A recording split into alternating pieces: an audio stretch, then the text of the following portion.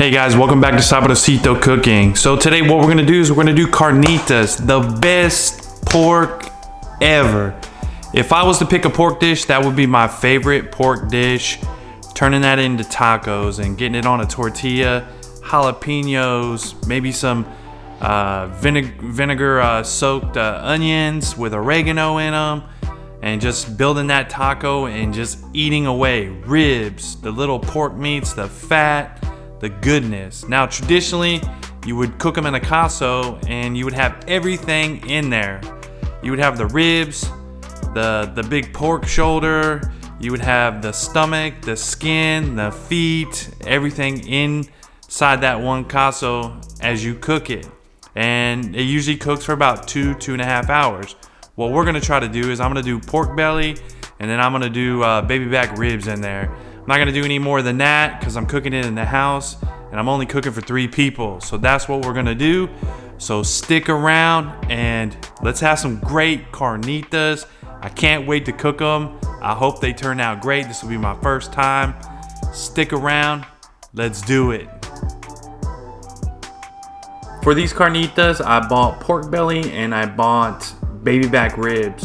What I'm gonna do is I'm gonna cut half of this off because I'm gonna use it for chicharrones first, kind of season my oil, plus it's going into my next dish or the next video you're gonna see. So let's get started prepping the meat. So you're gonna take your knife and from one corner to the other, you're gonna start scoring the fat cap on the top. And what that's gonna do is it's gonna help, one, the salt get in there, but it's gonna let all the flavors get in there into the meat as it cooks over time. That fat cap would just kind of keep it from getting in there and it would go to the bottom of the meat and not really soak in on the top. So I want all that flavor from that pot to get in there. So make sure you do score this. I'm not the best at this, but hey, we manage and you will too.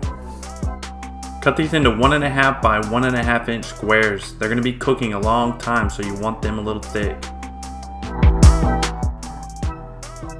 Secondly, we're gonna start with the baby back ribs. So if you look on the back side of the baby back ribs, right, they have the membrane on the back. You're going to peel that membrane off the back.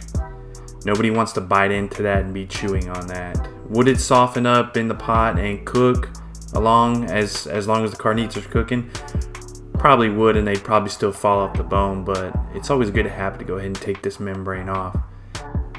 And then just guide your knife right down the center of each bone to split these ribs apart. So the next thing you're gonna do is you're gonna add 4 cups of lard, or what they call manteca, to your pan, and you're going to turn on the heat, not real high, you're gonna turn on about a medium heat. Let all that melt until it melts down to just where it's a liquid. Now remember, you're gonna see that I'm making my carnitas after I've made my chicharrones. So I've already cooked my chicharron and I'm starting with already oil that's been used. No sense in wasting it.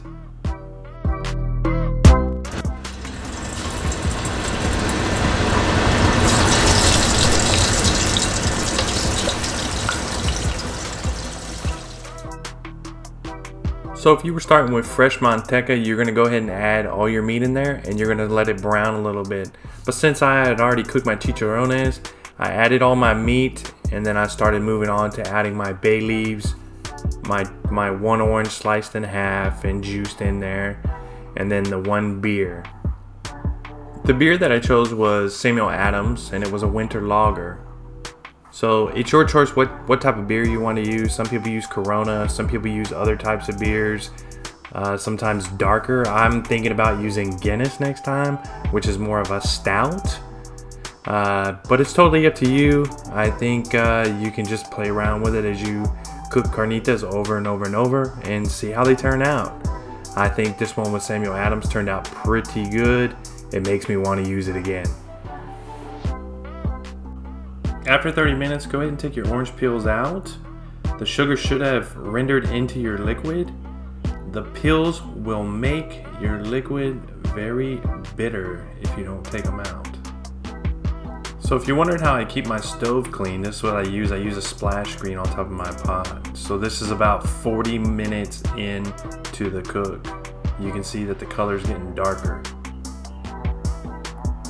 And remember that the fattier sections of meat are going to cook faster than your ribs. You would actually think your ribs will cook faster, but they don't, because they don't have as much fat as that pork belly does. And a more dense meat will take longer to tenderize.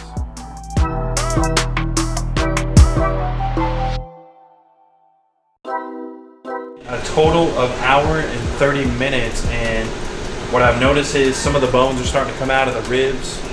Not all the way, but some of the meat's starting to fall off. So I think it's time to go ahead and take them out. So that's what we're gonna do now.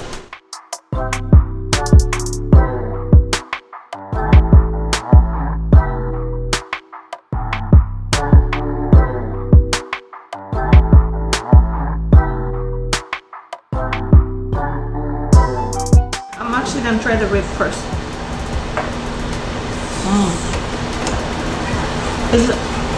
Sorry, it's hot. It's delicious. It reminds me of eating carnitas in Guanajuato. The meat is like falling off the bone. The salt is perfect. And I have my jalapeno over here.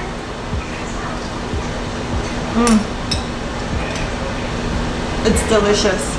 Now I have this other piece of meat that was not from the rib. It's just the regular pork meat. It's very good. Got the stickiness, like sweetness. You know, like if you've eaten carnitas before, you know what I'm talking about. The stickiness, like that gets in your fingers when you grab the meat. Delicious.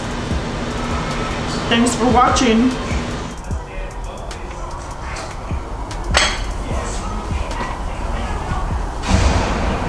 These turned out way better than I expected. Guys, they're really good. Try my recipe. I'm ecstatic about this. I think this is the best thing I've cooked so far. Hey guys, thanks for coming to Sabrosito Cooking, and keep subscribing, keep giving me comments. We'll see you later.